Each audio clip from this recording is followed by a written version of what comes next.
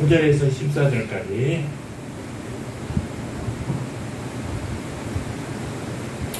로마서 8장 9절에서 14절까지 한 절씩 교도하시겠습니다.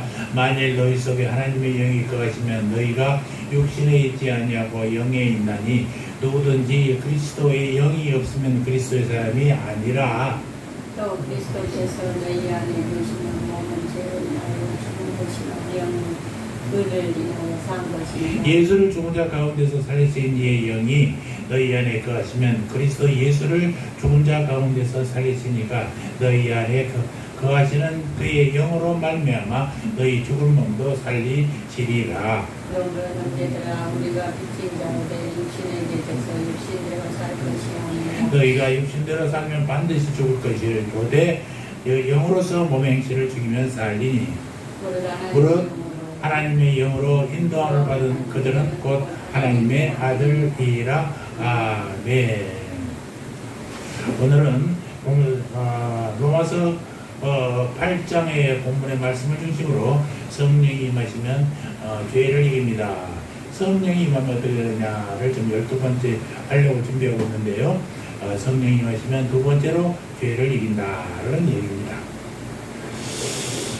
대한민국의 서울에 가장 화려하다고 하는 강남 3구에도 새빵이 있고 화려한 뒷모습엔 처절히도 못 먹어 죽어가는 송파 모노에 죽은 같은 초라한 사람들의 모습도 있어요. 이게 화려하면서도 초라한 모습이란 말이에요. 저도 처음에 강남에 왔을 때 어떤 학생 집을 찾아갔는데 번지수 찾아갔어요. 어리어리한 집이더라고요. 그래서 아무리 불러도 대답이 없어. 그런 사람 안 산대.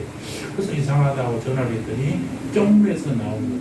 선생님 여기에요 하면서 나오는데 갔더니 들어갔더니 말이죠. 딱 부엌을 통해서 방으로 들어가는 부엌안과 방안가 있는 집 있지 않습니까? 옛날에 저희들이 자취할 때 살았던 그런 방이 있더라고요. 그래서 깜짝 놀랐어요. 야, 강남에도 이런 곳이 사는구나. 이 화려한 동네에 이렇게 초라한 삶을 사는 사람이 있구나. 학교에 학생들의 학교를 위해서 그렇게 살고 있는 부모의 모습을 위해서 참 두 개의 모습이 우리들이 사는 모습이 아닌가를 찾았습니다. 사람이 가진 본성도 사람이 사는 사회도 끊임없이 두 요소가 있지 않는가 생각을 해보는 것입니다. 두 요소 안에 우리가 있어요. 두 개의 전혀 다른 요소가 우리가 사는 세상 안에 있다는 것입니다. 누구도 이들을 피할 수 없죠. 둘은 가끔 상승작용을 하기도 합니다만, 그래서 유익을 주기도 합니다만 대부분 갈등을 일으키고 우리에게 고통을 주고 세상을 분열시키기도 한단 말입니다. 요즘에 우리 사회가 보수와 진보가 마찰하고 있지 않습니까?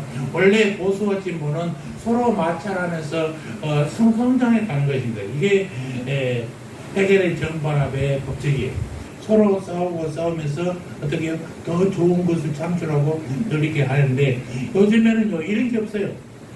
몇 편 아니면 다 나쁜 놈들이고 다 죽일 놈들이고 없어져야 될 놈으로 생각한단 말이에요. 이러니까 너무나도 2년간의 간극이 있습니다. 좌파 우파라는 얘기는 왜 그러냐면 어떻게 나왔냐면요. 그 영국의 의회에서 왼쪽에 앉는 사람들은 좌파, 오른쪽에 앉는 사람들은 우파였어요. 그런데 우파 쪽에 앉은 사람들은 보통 보수적인 사람들이 많았고 좌파에 앉은 사람들이 진보적인 사람이 많았다고요. 그러니까 좌파 우파 하는 거예요. 그런데 요즘에 우파 사람들은 좌파 빨갱이는 이렇게 하잖아요. 우리나라는 빨갱이라고 합니다. 다른 데는요 빨갱이가 있을 수 없잖아요. 그리고 다른 나라 같은 경우는 공산당이 있어요. 일본에도 공산당이라는 존재가 있다고, 정당이. 그런데 우리나라는 이 남북으로 갈라지다 너무나 심히 그러다 보니까 좌파는 다 죽일 것들, 우파 저것들은 완전히 고리타분한 것들 이렇게만 시고하고 있는데 이 주요소가 다 부딪혀서 상승을 장악해야 되는 것입니다. 어느 한쪽이 없어지면 깨끗해지겠습니까? 절대 그렇지 않습니다. 또 나누어지는 것입니다. 이렇게 해서 세상은 늘 갈라지고 어려워지는데 이게 이렇게 돼서는 안 되고 더욱더 발전해야 되는데 그렇지 못하지 않다가도 이 두 요소가 상승하지 못하고 본질적으로 괴롭히는 요소가 있는데 그게 뭐예요? 성경에서 그걸 죄라고 그랬습니다. 죄는 불의, 비행, 악의, 악행 그 이상 것들이 죄는 인간이 가진 모든 부정적인 요소의 총합계란 말입니다. 그것은 어떤 현상이 아니라 본질이 우리가 사는 세상을 어지럽게 하는 현상들을 가지고 우리는 매일 씨름하고 삽니다만은 사실 그 현상들을 가져온 것은 우리 안에 있는 죄의 본질이라는 것입니다. 죄의 본질이 우리를 괴롭히고 있어요. 누구도 이 죄를 이겼다고 자신만만하게 할 수가 없는 것입니다. 누구도 이 죄를 완전히 정복했다고 선언할 수도 없다라는 것입니다. 죄를 이겼다고 선언하는 순간 우리는 또다시 죄에 말려들고 만다라는 것입니다. 죄는 우리 안에도 있고 우리 밖에도 있습니다. 우리 안에 자생하는 죄가 있고 우리 밖에는 공급되어지는 죄가 있어요. 우리 안에 있는 죄는 타락한 본성 때문에 있는 것이고 우리 밖에 있는 죄는 마귀가 우리에게 공급하기 때문에 그런 것입니다. 우리는 우리 안에 있는 죄를 다스리기도 바쁜데 밖에서 오는 죄까지 막아내야 한단 말입니다. 마귀가 하는 일은 끊임없이 우리에게 죄를 공급하는 거예요. 그래서 이런 얘기했습니다. 어느 날 마귀가 하나님 앞에서 부딪히고 있었습니다. 그래서 하나님이 아니 마귀야 너 왜 부딪히고 있냐. 그러니까 마귀가 하는 말이 하나님 말도 마십시오. 제가 요즘엔 정말로 따분합니다. 할 일이 없습니다. 아니 왜 따분해? 내가 하는 일은 사람들을 유혹해서 부지런히 죄짓게 하는 것이잖아. 그랬더니 마귀가 하는 거지. 그거 물론이죠. 내가 죄를 짓게 만들어야 되는데 가만히 있어. 사람들이 지들이 스스로 죄에 빠져버립니다. 그러니까 내가 할 일이 없어요. 얼마나 제가 심심하겠어요. 이런 얘기를 한다는 거예요. 그 정도로 사람이 깊이 죄에 빠져있다는 반증 아니겠습니까? 그렇다면 우리는 셋 중에 하나예요. 우리에게 있는 죄를 운명처럼 알고 그냥 살든지 우리에게 있는 죄를 내 입으로 이겨보려고 날마다 힘겹게 싸워보든지 아니면 하나님의 도움을 받아서 넉넉히 죄를 이기며 살든지 이 셋 중에 하나를 선택해야 된다라는 것입니다. 여러분은 어느 쪽을 선택하시겠습니까? 성경은 무엇이라고 말합니까? 성경이 죄에 대해서 말할 때 반드시 성령님과 관련 짓고 있습니다. 성령님은 한마디로 죄를 이기게 하는 영이다라는 것입니다. 죄와 성령님은 완전히 상극이에요. 죄, 성령 만나면 분명 어디 하나는 깨지게 돼 있어요. 그러나 전지전능하신 성령님께서 승리하게 돼 있단 말이에요. 죄가 없어지든지 성령님이 언제 안 계시든지 둘 중에 하나예요. 죄가 있는 곳에 성령에서 일어나지 않고 성령이 역사하는 곳에는 죄가 사라지게 된다는 사실입니다. 우리가 죄 문제를 해결하고자 할 때 반드시 붙들어야 할 분은 성령님이라는 사실을 잊지 마시기 바랍니다. 성령님은 크게 세 가지로 우리로 하여금 죄를 익히게 합니다. 오늘 말씀을 통하여 죄를 익히게 하시는 성령님을 의지하시기 바랍니다. 첫째, 성령님은 우리 안에 생명의 씨를 공급하신다는 사실입니다. 죄를 익히게 하시는 성령님의 첫 번째 일은 우리 안에 생명의 씨를 공급하는 것이다. 사람의 생명은 씨에 있습니다. 누구나 사람은 어머니, 아버지 씨로 태어납니다. 씨를 현대적 용어로 바꾸면 유전자예요. 씨 속에 모든 유전자가 있습니다. 그 사람의 얼굴, 키, 혈액형, 성공, 관심사, 미래, 운명이 그 속에 있단 말입니다. 이 말을 잘못 들어서 어떤 분이 이렇게 얘기하더라고요. 생명은 씨에 있다. 그러니까 하나님이 우리를 씨로 만들었다고 착각한 사람들이 있어요. 하나님이 우리를 만들 때 어떻게 만들었어요? 흙으로 주님께서 하나님께서 직접 빚으셨잖아요. 코에 생기를 뿌리셨어요. 짐승들도 다 흙으로 만들었어요. 그러니까 닭이 먼저냐 계란이 먼저냐 얘기 나올 때 여러분들은 뭐라고 대답하시겠어요? 고민하지 마셔야 돼요. 씨로 난 게 아니에요. 하나님이 지을 때는 완전체 닭으로 만들었어요. 그 닭의 생명이 이어가기 위해서는 씨가 필요한 것입니다.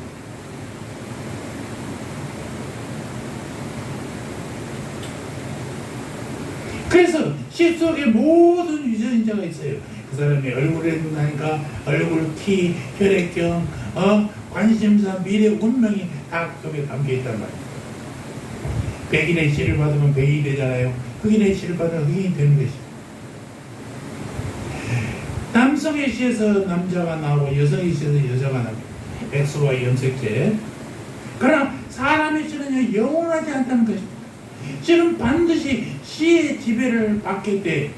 자, 키가 작은 씨를 받은 사람은 키가 작을 수밖에 없고, 소심한 성격의 씨를 받으면요 소심해질 수밖에 없어요.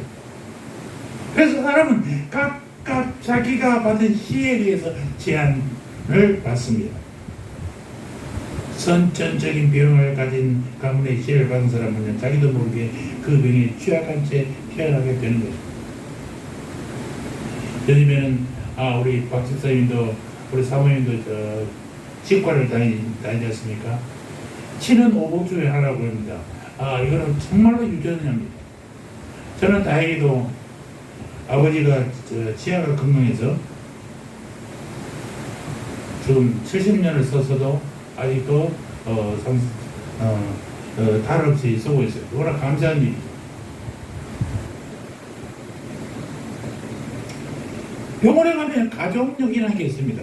그 가족 중에서 어떤 병이 많이 걸렸는가를 보면 그 가족의 유전자를 대충 알 수 있어요. 분명히 씨에 달려있어요. 그러다가 씨가 생명력을 다하면 사람은 죽게 됩니다. 사람이 받은 씨는 영원하지 않다는 것입니다. 때가 되면 죽고 때가 되면 소멸되게 되어 있어요. 성경은 이 씨를 썩어질 씨라고 기록하고 있습니다. 여러분 성경 찾아보시겠습니까? 베드로전서 1장 23절. 베드로전서 1장 23절입니다. 제가 읽겠습니다. 너희가 거듭난 것이 썩어질 씨로 된 것이 아니요 썩지 아니할 씨로 된 것이니 하나님이 살아있고 항상 있는 말씀으로 되었느니라. 베드로의 말은 두 가지 씨가 있다는 거 아니겠습니까? 썩어질 씨와 썩지 아니할 씨. 땅에 얻은 씨, 그리고 또 하늘에서 받은 씨, 부모로부터 유전된 씨, 하나님의 선물로 주는 씨. 성령님은 예수 믿고 구원받는 영혼들에게 하늘의 씨를 선물로 주십니다. 아멘. 하늘의 씨가 떨어지면요 곧 새 생명이 시작된다라는 것입니다. 첫 번째 생명은 부모로부터 받았지만 두 번째 생명은 하나님으로부터 받았어요. 이것을 성경은 뭐라고 하냐? 거듭남이라고 표현합니다. 거듭났다는 것이죠. 요한복음 3장 3절. 예수님이 니고데모에게 하신 말씀이 뭐라고 했잖아요. 사람이 거듭나지 아니하면 하나님의 나라를 볼 수 없느니라. 여기서 거듭났다는 말은 다시 태어났다는 거예요. 두 번째 태어났다는 말이에요. 우리 말이나 영어는 이 말을 다시 두 번의 의미로 쓰이지만 원어에는 어떻게 되어 있냐? 위로부터 태어났다라는 뜻을 가지고 있습니다. 우리 말이나 영어는 숫자에 관심이 있습니다만은 원어는 출처에 관심이 있어요. 어디서부터 왔느냐? 두 번이 아니라 세 번, 네 번, 10번 다시 태어나도 어떻게 태어났느냐가 중요한 말씀입니다. 위로부터 다시 태어나야 한다라는 거죠. 씨의 출처가 달라야 된다는 것입니다. 씨가 하늘에서 와야 된다는 거예요. 땅에서 난 씨는 100번 받아도 그것은 거듭남이 아니에요. 위로부터 오는 씨를 받아야 하늘의 생명을 받아야 하는 것입니다. 그 일을 누가 하세요? 성령님이 하신다라는 것입니다. 우리가 예수님을 생명으로 받는 순간 하늘의 생명의 씨가 우리 안에 떨어집니다. 우리 마음밭에 생명의 씨가 떨어진다는 신비를 한번 생각해 보십시오. 그래서 거듭난다는 말을 요즘 용어로 말한다면 하늘의 생명이 우리 속에 떨어지는 것입니다. 새로운 영적 생명이 우리 안에 심겨진 것이에요.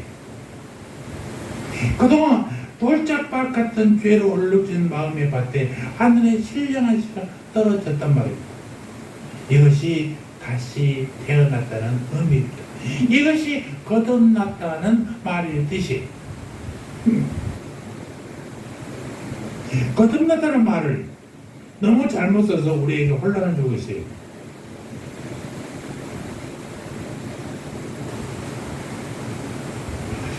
큰 사고가 나면은 야 건물 사고 같은 거 나면 우리나라에 좀 기억에 제가 제대하고 얼마 안 돼서 그 삼풍 백화점이 무너져 버리잖아요. 세상에 그 번듯한 건물이 무너지는 게 말이 되겠습니까? 그러니까 신문 언론에서 뭐 얘기합니다. 아 건설업자들 정신 차려야 돼. 거듭나야 돼요.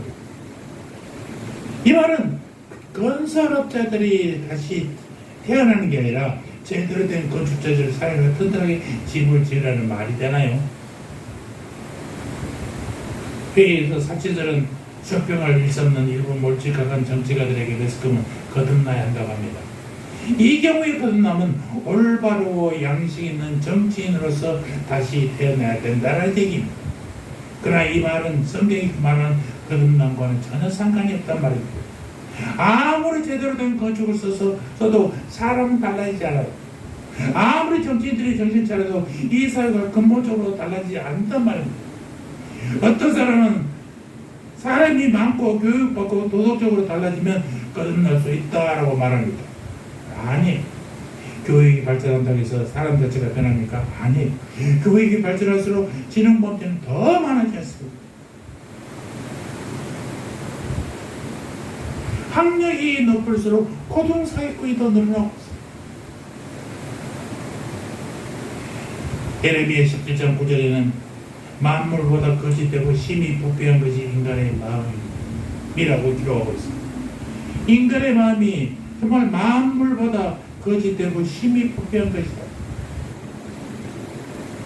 여러분, 사람을 근본적으로 변화시키는 것은요, 법이나 교육이 아니라 사실입니다. 그래서 한 교도소에서 교도관이 이 교도소에서 근무하면서 절도, 폭력, 사기로 들어온 사람들을 보니까 한결같이 무지한 사람들이랍니다. 그래서 저 사람들 공부를 시켜서 이런 사고를 안 지켜야 되겠다 하고 교육을 열심히 시켰답니다. 중고등 과정을 마치고 대학 과정도 마치도록 그 검정고시 시험을 봤댔어요. 그래서 공부를 졸업장을 딱 줬는데 졸업장을 받고 출소를 했어요. 그래서 다시 들어왔더랍니다. 무엇으로 들어왔냐? 문서 위조죄. 글을 모를 때는 문서 위조를 할 줄 몰랐잖아요. 그래서 공부하고 글을 하니까 문서 위조죄를 하죠. 이것이 사람의 변화의 한계랍니다. 글을 모를 때는 폭력, 사기, 전과로 들어왔는데 글을 하니까 문서 위조죄로 들어왔습니다. 그래서 예레미야 13장 23절에 이런 말씀이 있습니다. 구수인이 그 부류를 평범히 그 반점을 변할 수 있느냐. 구수인은 에티오피아 사람들이요. 에티오피아 사람들은 아프리카 사람들은 까맣잖아요. 까만 피부를 바꿀 수 있어요? 없어요. 평범의 언론 본인을 변할 수 있어요? 없어요. 타고난 인간의 질을 바꿀 수 없다는 말입니다. 무엇으로 가능하느냐? 위에서부터 내려온 씨를 받아야 된다라는 사실입니다. 하늘의 생명의 씨, 이 씨가 구원받는 성도들에게 성령으로 떨어집니다. 그러면 어떻게 됩니까? 그 시점은 우리가 예수를 생명으로 받아들일 때 그것을 하시는 분이 성령입니다. 이것이 진정한 우리 변화의 시 성령을 받음으로써 하나님의 능력을 받음으로써 우리가 변화가 시작된다라는 거죠. 어떻습니까? 여러분에게는 위로부터 내려온 생명의 씨가 있습니까? 아멘. 위로부터 생명의 씨가 있어요. 분명히 있어요. 그것은 바람이 임의대로 부는 것처럼 어디서 와서 어디로 가는지 잘 몰라요. 대부분의 그리스도인들이 느끼지 못하고 살아갑니다. 그래도 있어요. 있을 뿐만 아니라 잘합니다. 예수 그리스도를 믿는 여러분에게 이 생명의 씨가 있다는 것을 믿으시기 바랍니다. 이 생명의 씨가 잘하고 있다는 것을 믿으시기 바랍니다. 아멘. 여러분의 생명의 씨가 있어요. 생명의 씨가 거듭남의 시작입니다. 두 번째, 우리 안에 죄가 있어요. 우리 안에 하늘의 생명의 씨가 있음에도 불구하고 우리 안에는 여전히 죄도 함께 있다는 사실입니다. 이것이 중요해요.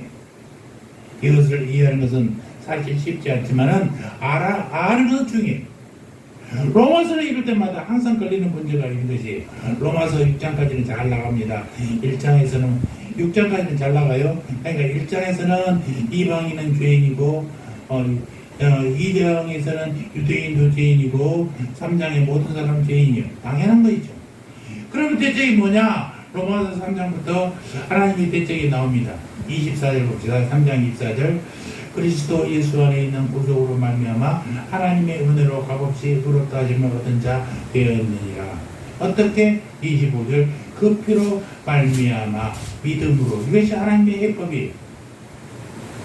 여기까지는 아멘 했죠. 근데 4장으로 가면요 아브라함의 얘기가 나와요. 믿음으로 은혜로 죄인인 아브라함이 하나님을 믿음으로 의로 여기심을 받았다고 말합니다. 믿음의 조상 아브라함마저도 본래 의로운 것이 아니었다는 말이죠. 그래서 또 아멘 했어요. 여러분 아브라함도요 그렇게 믿음이 완전한 사람은 아니었어요. 5장에 오면요 또 큰 소리로 아멘이 나와요. 뭐냐? 하나님의 은혜로 변화된 우리의 실존이 큰 소리로 선언되기 때문입니다. 로마서 5장 1절 다같이 시작. 그러므로 우리가 믿음으로 그렇다 하심을 얻었은즉 우리 주 예수 그리스도로 말미암아 우리가 하나님으로 더불어 화평을 누리자. 죄의 긴 뜰을 빠져나와서 드디어 우리가 예수 그리스도의 은혜로 자유와 평화를 얻었어요. 할렐루야 아니겠습니까? 6장은 계속 이걸 확신시켜주죠. 그리스도와 함께 죽었으면 그리스도와 함께 다시 살아났다고 말합니다. 그래서 눈을 흘리고 감안했죠. 감사한 일이죠. 그래서 끝나는 줄 알았더니 7장을 보면요 그것이 아니에요. 또다시 문제가 제기되고 있어요. 7장 19절 시작. 내가 원하는 바 선은 하지 아니하고 도리어 원치 아니하는 바 악은 행하는도다. 20절 만일 원치 아니하는 그것을 하는 일을 행하는 자가 내가 아니요 내 속에 거하는 죄이라. 갑자기 내 속에 거하는 죄가 튀어나오잖아요. 다 용서받은 줄 알았습니다. 예수 그리스도의 피로 다 없어진 줄 알았습니다. 그런데 또 있다는 거예요. 내 속에 거하는 죄가 있다는 거예요. 그것 때문에 늘 번고하고 탄식하며 산다고 사도 바울은 말하고 있다는 것입니다. 어떻게 된 것입니까? 이미 예수 그리스도의 피로 다 없어진 것이 아닙니까? 다 없어졌는데 무엇이 또 나왔다는 말이에요. 여러분 우리가 작년에 로마서를 한번 쭉 강의를 했지 않습니까? 기억이 나시죠? 우리가 이 로마서 7장을 읽을 때 혼란을 일으킨 사실이에요. 앞에 있는 내용과 논리적인 모순이 있는 것처럼 보이는 것도 사실입니다. 그러나 로마서 7장은 가장 진솔하게 그리스도 안에서 변화된 성도의 본성을 너무나 잘 보여주고 있습니다. 사람의 본성을 말할 때 두 본성론을 얘기해요. 또 어떤 데는 한 본성론을 얘기하기도 합니다. 영과 육은 인간을 구성하는 두 본성적인 요소이죠. 문제는 이 요소가 대등한 관계에 있느냐, 하나가 다른 하나를 지배하는 관계에 있느냐에 따라서 두 본성론, 한 본성론 이렇게 얘기가 되어 있어요.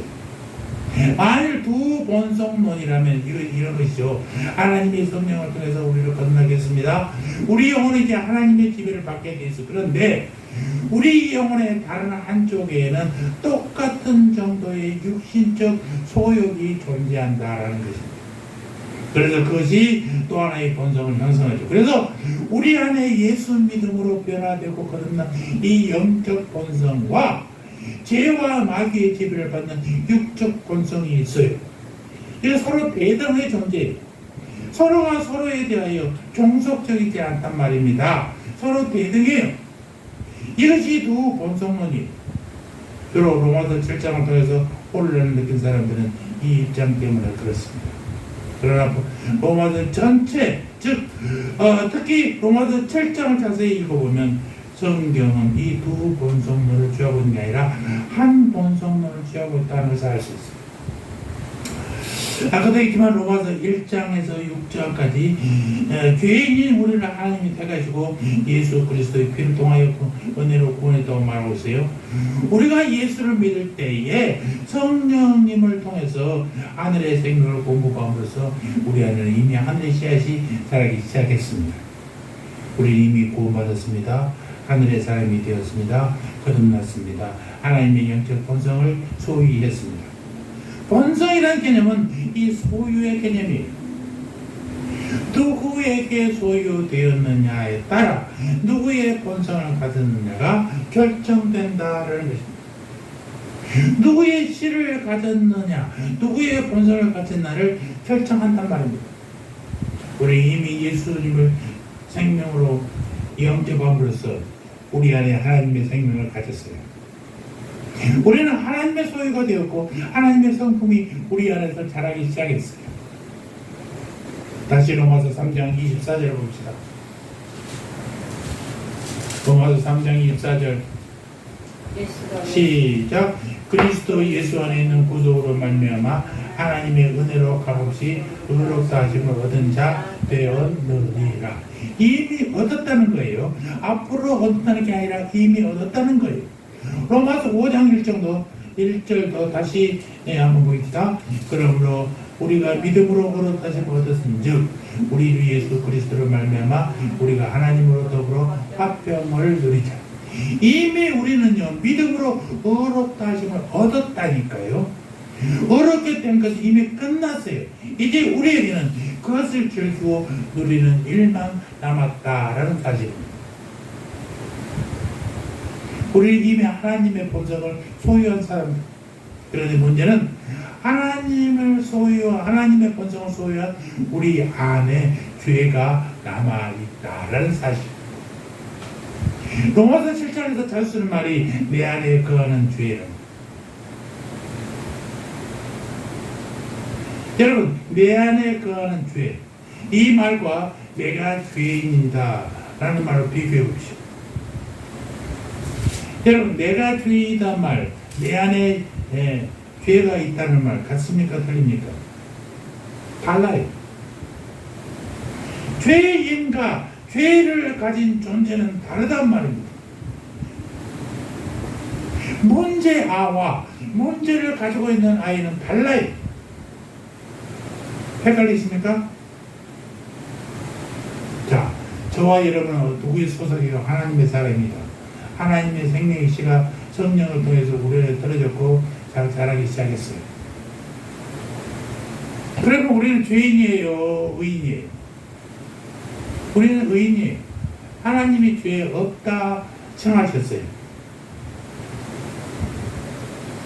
우리는 악인이 아니라 성도예요. 그런데 의인인 우리 안에 뭐가 있어요? 죄가 남아있습니다. 성도인 우리 안에 여전히 우리에게 마귀가 공격한단 말입니다.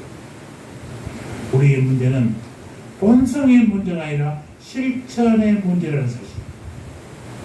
따라서 우리가 죄 때문에 고난당하는 것은 우리가 죄인이어서가 아니라 우리가 죄를 가진 존재이기 때문인 것입니다. 그런데요, 불신자들은 달라요. 불신자들이 죄로 인해 탄생하는 것은 그들이 죄인이기 때문에 그들이 먼저 얻을 것은 자녀의 신분이요, 하나님의 신분을 얻는 것이요. 그러면 하나님이 죄를 없애 주실 거예요.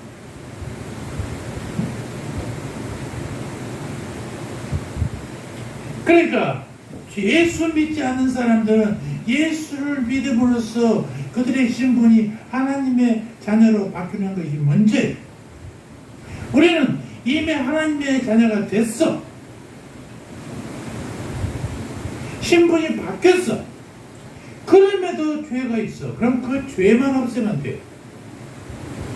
그러니까 불신자가 싸울 것은 죄인됨과 자기 자신이 죄인됨과 싸워야 되는 것이고, 우리가 싸울 것은 우리 안에 있는 죄와 싸우면 된다는 것입니다. 좀 어렵습니까? 불신자가 얻을 것은 구원이고 우리가 얻을 것은 성화라는 거예요. 구원받는 사람은 이제 성화의 과정을 가기 위해서 성경의 말씀대로 예수의 도를 따라서 하나님의 윤례를 따라서 가는 것입니다. 죄인들은, 불신자는 먼저 구원을 얻는 게 중요해요. 그래야 성화의 과정을 가는 것입니다. 불신자는 구원 얻기 위해서 예수 믿어야 됩니다. 우리 예수 믿는 사람들은 성화의 과정을 가기 위해서 예수를 더욱더 믿어야 되는 것입니다. 우리가 불신자는 먼저 신분을 바꾸는 것이고, 우리 그리스도인들은 신분은 이미 바뀌었잖아요. 이제 그리스도인의 삶을 살아가면 되는 것입니다.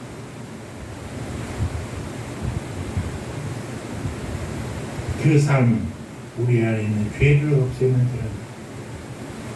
이 시간에 이것을 확실히 믿으시기 바랍니다. 저와 여러분은 이미 예수 그리스도에 속한 사람이 되었습니다. 우리는 이미 예수 그리스도의 피로 의로워졌고 하나님의 소유가 되었고 하늘의 생명을 가진 영적 본성을 소유하게 되었습니다. 하늘의 생명을 가진 영적 본성을 소유하게 되었다는 것입니다. 이제 우리는 우리 안에 있는 죄와 싸우면 되는 것입니다. 아주 분명하고 단순하잖아요. 목표가 보이면 그때부터는 쉬어진단 말이에요. 세 번째, 성령님 우리 안에서 죄를 이기게 하십니다. 그러면 우리 안에 있는 죄를 우리가 어떻게 이기느냐? 만일 죄가 말이죠, 뿔 달린 짐승이라면 우리는 그 짐승과 싸우면 되죠. 눈에 보이니까. 만일 죄가 삼지창을 들고 있는 군대라면 우리는 더 큰 무기로 싸우면 되는 거예요. 근데 문제는요, 죄가 보이지 않는다는 것입니다. 죄는 우리 안에 거합니다. 우리 속에 있어요. 그러나 어떻게 해야 되냐? 하나님의 자녀인 우리가 하나님의 본성을 찾아오는 것입니다. 세상이 온통 죄에 빠졌을 때 하나님이 하신 일은 그 아들 예수님을 이 땅에 보내신 일이었어요. 죄들을 싸워서 다 없애는 게 아니에요. 예수를 보냈어요. 당신 하나님의 땅 자신이 이 땅에 오신 거예요. 구원받는 우리 안에 죄가 있는 것을 아셨을 때 하나님이 하신 것은 그의 영이신 성령님을 우리 안에 보내신 것이었습니다. 오늘 말씀 로마서 9장 9절에서 11절까지 거한다는 말이 3번이나 나옵니다. 8장 9절에 만일 너희 속에 하나님의 영이 거하시면, 또 11절에 뭐랍니까? 예수를 죽은 자 가운데서 살리신 이 영이 너희 안에 거하시면, 하나님의 영으로 우리 속에 들어오셨습니다. 잠깐 스쳐 지나는 것이 아니에요. 너희 속에 거하면, 거한다는 말이요, 산다는 말이에요. 집 짓고 산다는 말이에요. 지속적이고 영구적으로 거주한다는 말이에요. 여러분, 정말 이 사실을 여러분 믿으시기 바랍니다. 아멘. 여러분 안에 하나님이 거하신다니까요. 성령님이 거하신다니까요. 하나님이신 성령님이 예수 믿는 여러분 안에 계신다는 것을 믿으셔야 된단 말이에요. 이것이 믿는 자의 최대의 영광이요, 최고의 힘이에요. 세상에 이것처럼 좋은 것이 어디 있겠어요? 임마누엘 하나님, 내가 너와 함께 할게. 우리 나누어지 보면 모토가 소외된 이웃이 없는 세상을 만들겠습니다. 소외된 이웃이 없는 세상을 만들면 어떻게 해야 되겠어요? 그래서 우리 막 푸드뱅크에서 빵도 나눠주고 반찬도 나눠주고 그랬습니다.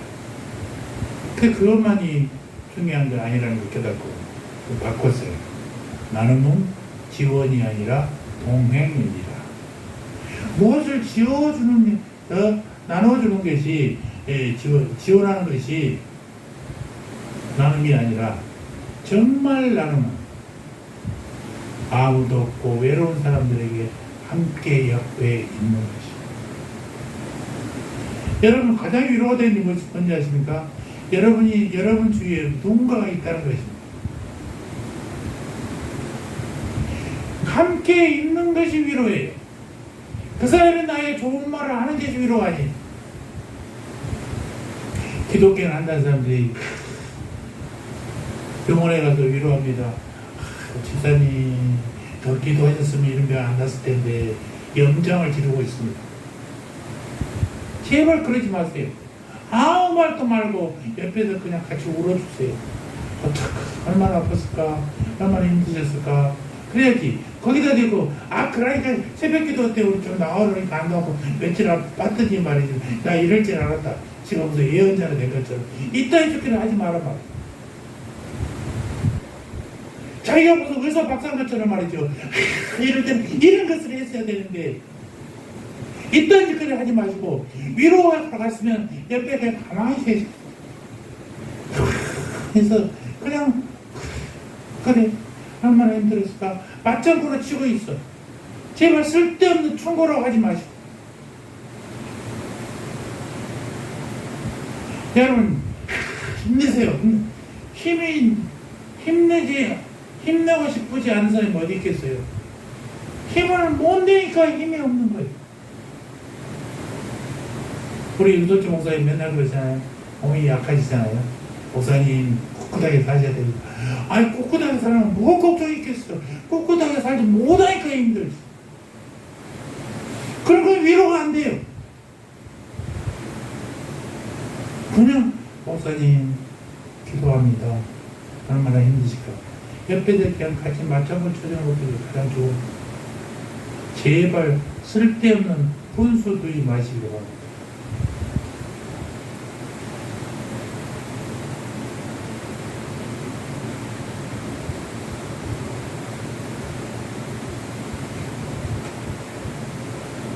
우주를 지으시고 역사를 주관하시는 하나님의 영이 우리 안에 계시는 것입니다.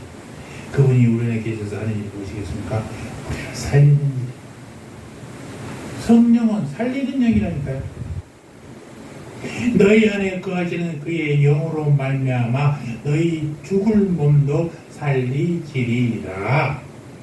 성령은 살리는 영. 그러면 살리기 위해서 어떻게 하나? 죽어야 된다. 무엇을 죽입니까? 13절 로마서 8장 13절 시작. 너희가 육신대로 살면 반드시 죽을 것이로되 영으로서 몸의 행실을 죽이면 살리라. 몸의 행실을 죽여야 된다라는 것입니다. 우리 안에 있는 죄를 이기게 하시는 성령님 사역을 비유한다면 마치 광야에서 나온 이스라엘 백성들 같아요. 이스라엘 백성들이 애굽을 떠나서 광야에 왔습니다. 그때 하나님께서 하신 거예요. 구름 기둥과 불 기둥이었어요. 그것을 성령의 조명이라고 말합니다. 비춰주는 것, 조명이라고 얘기해요. 조명 무엇을 하느냐? 먼저 우리 안에 계신 성령님이 하신 첫 번째 일은 바로 조명이에요. 조명. 빛을 비춰주는 거란 말입니다. 처음부터 죄를 없애주는 게 아니라 죄를 비춰줘. 자신의 죄를 모르는 사람의 죄를 없애주면 없어져도 은혜는 몰라요. 그러니까 잘못한 사람이 저걸 막 얘기하지 마. 그냥 하나님 교회니까 은혜로 넘겨. 그러면요 자기가 잘못한 줄은 몰라요. 네가 무엇을 잘못했구나 알고 여기에 대한 뭐를 이런데 그런데 이번에는 용서해 주게 해야 되는 거죠. 이게 은혜예요. 은혜를 감춘다. 그 죄를 감춘다고 그게 은혜가 되는 게 아닙니다. 교회에서 다 그래요. 이 집의 사람들이 그래요. 그냥 모른 체 합시다. 이번에 넘어갑시다. 절대 그래서 안 됩니다. 교회는 잘못한 것을 분명히 밝히고 그 잘못에 대해서 처벌을 이렇게 받아야 되는데 그렇게 하겠습니다. 그때 내가 이렇게 큰 벌을 받아야 했는데 이렇게 바뀌는구나. 그래서 감사가 나오는 거죠. 죄를 깨달아야 돼요. 깨닫게 하는 게 뭐예요? 성령님이 죄를 비춰줘. 내 죄가 보여. 내가 이런 놈이었구나. 라고 했을 때 하나님을 찾게 됩니다. 이런 이치가 어떡해요? 방에 불이 꺼져 있어요. 캄캄한 방에 들어오면요, 뭐가 있는지도 몰라. 근데 불을 딱 켜면 뭐가 있는 게 눈에 싹 들어와. 아, 집이 깨끗하네, 더럽네, 금방 알 수가 있어. 더러우면 치워야 되잖아요.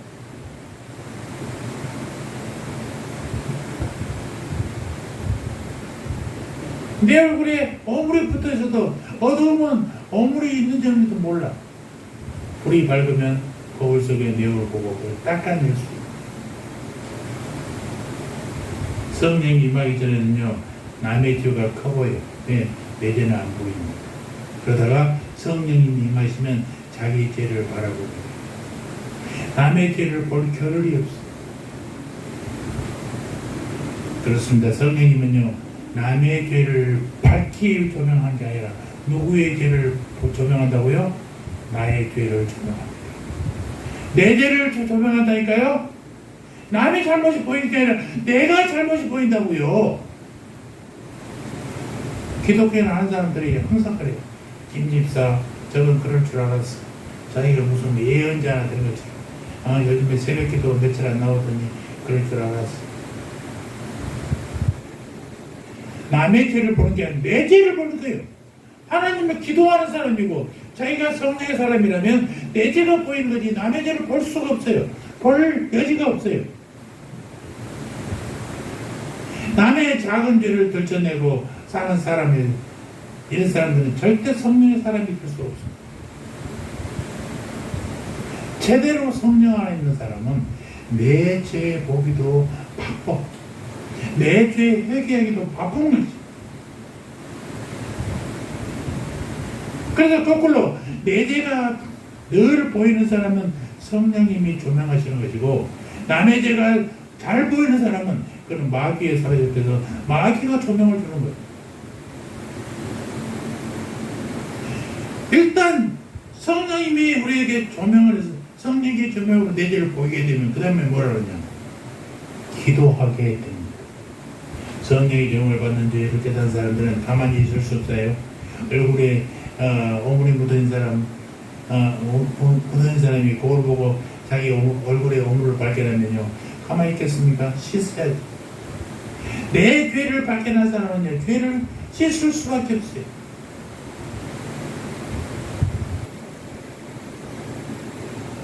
여러분, 성령은요, 마술적으로 역사하지 않습니다. 성령은 우리 기도를 통해서 역사하신다. 성령은 우리 안에서 우리의 죄 때문에 탄식하며 기도하게 되어 있습니다. 로마서 8장 26절, 이와 같이 성령도 우리 연약함을 도우시나니 우리가 마땅히 빌바를 하지 못할 때 성령의 말할 수 없는 탄식으로 우리를 위하여 친히 간구하시느니라. 탄식하는 성령의 기도는 반드시 두 가지로 나타나는데, 첫 번째는 열정적인, 두 번째 지속적인 기도가 한 번 날 잡아서 기간 잡아서 하는 기도가 아니라 계속적이고 열정적인 기도, 이게 성령의 역사하시는 기도. 제 주위에는 모태 신앙으로 태어나서 오늘날까지 오랫동안 예수 믿고도 달라지지 않는 사람들을 많이 봤습니다. 제 후배 목사 한 분은 할아버지 때부터 아버지, 자기, 그 아들까지 목사가 된 4대 집안, 합동교단에서 할아버지 역할이 커서 그 합동교단에서 대단히 유명한 집안으로 부러웠어. 교회를 방문했는데 세브란스 교회, 똑같이 건설한 김포 무슨 교회 입구로 들어가는데 할아버지 때부터 역사를 저는 액자에다 적어놓고 전시해놨어요. 자기 자랑이잖아요. 정말 부러웠어요. 걔는 어느 날 사라져버렸어. 선배들한테 돈을 꺼서 나타나지도 않아. 돈도 많이 꾸는 게 아니라 20만원, 30만원. 다시는 나타나지 못. 할아버지 아버지 호강으로 교단에서 좋은 자리 다 찾아서 좋은 교회 가서 배워갔다가 결국 변화되지 않을까요? 목사 노릇은 했지만 결국 그가 성도가 되지 못하는 모습을 봤습니다. 그래서 저는 제 주위에 있는 사람들에게 목회 잘하십시오. 그러나 그보다 더 중요한 것은 여러분들이 성도가 되는 것입니다. 우리가 성도가 되는 거예요. 목회 잘하고 천당 못 가면 뭐해요?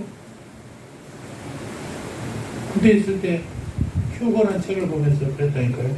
거기 마지막 휴거가 되는데 교회 그 다음날 교회 다들 휴거가 됐는데 교회 가봤더니 목사님이 남아있더래요. 나 그 얘기를 듣고 얼마나 그때 막 잠을 못 자고 고민했는지 몰라.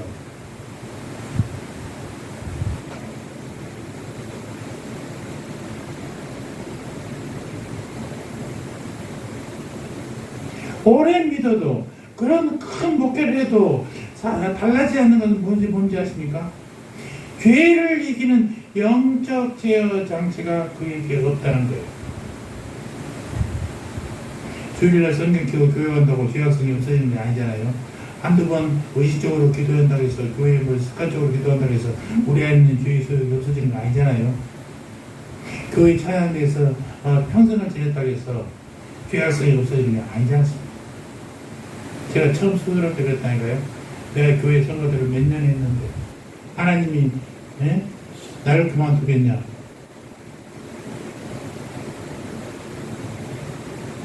그러고 기도할 생각도 못했어. 물론 하나님이 그냥 두시지 않았지. 그러나 나를 기도하게 하더라고요. 우리가 달라지지 않는 것은요, 교회의 일에 열심히 하지 않아서가 아닙니다.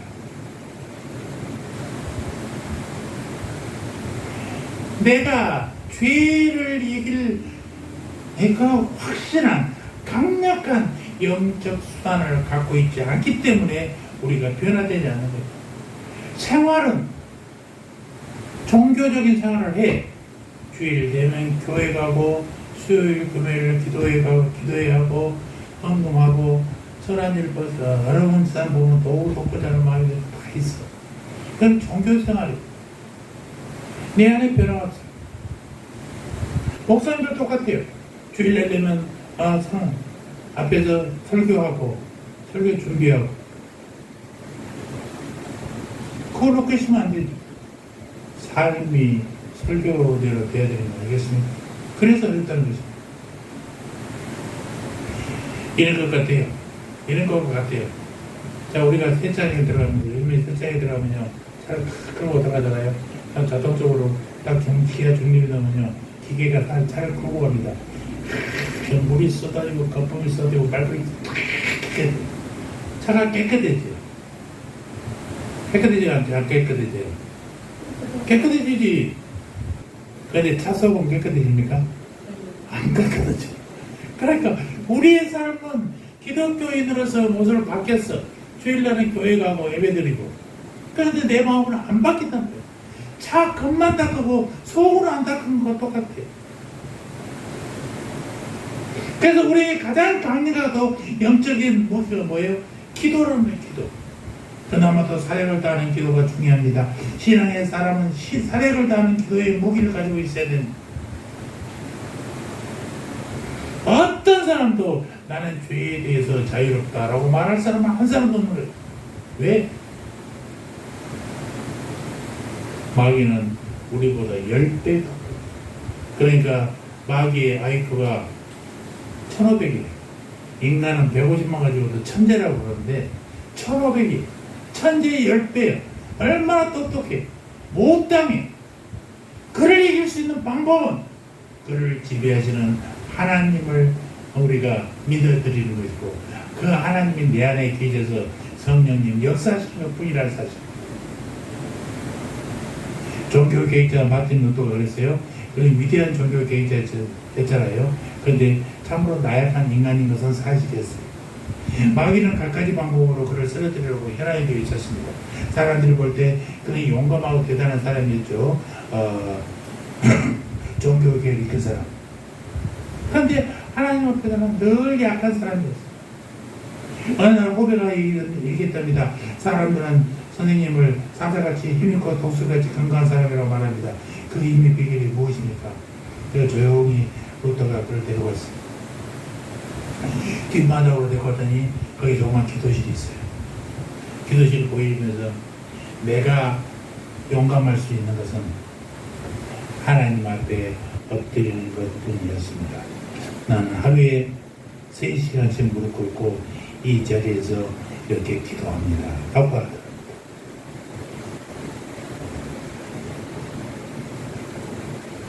성령님은 사력을 다한 기도를 통해서 역사하신다는 사실을 인정하시기 바랍니다. 그나마도 이벤트로 한두 번 해서는 안 되는 말입니다. 습관적이고 지속적이고 열정적인 기도가 필요해요. 그때에 성령님께서 역사하셔 주시는 것입니다. 오늘 예수 믿는 여러분 안에 위로부터 내려오는 생명의식이 자라고 있는 것을 믿으시기 바랍니다. 여러분 안에 하나님의 영이신 성령님이 여러분을 돕기 위해 계신다는 것도 믿으셔야 됩니다. 아멘. 비록 여러분 안에 죄가 폐잔병처럼 남아있다 할지라도 성령님은 성령의 조명을 통해서 그 죄를 깨닫게 하시고 강력하고 지속적인 기도를 통해서 그 죄를 이기게 하십니다.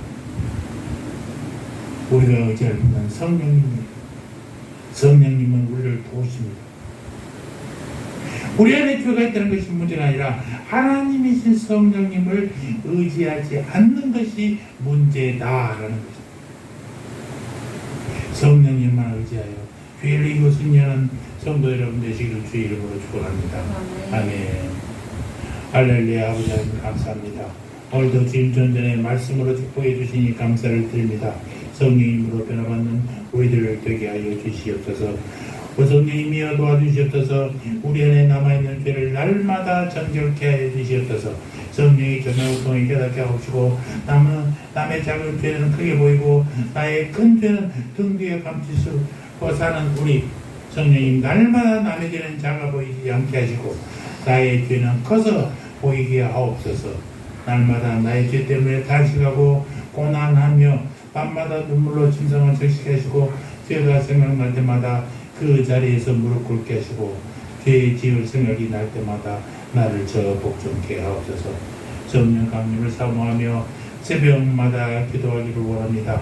오순절 성령의 역사가 나에게 일어나게 하여 주십시오.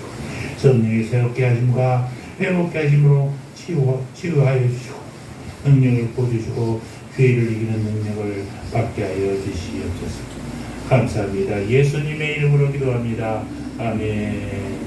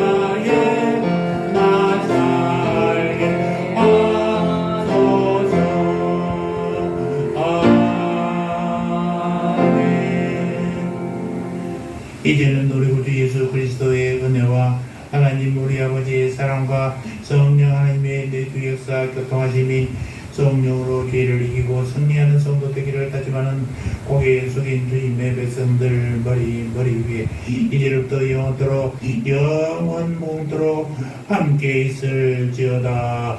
아멘.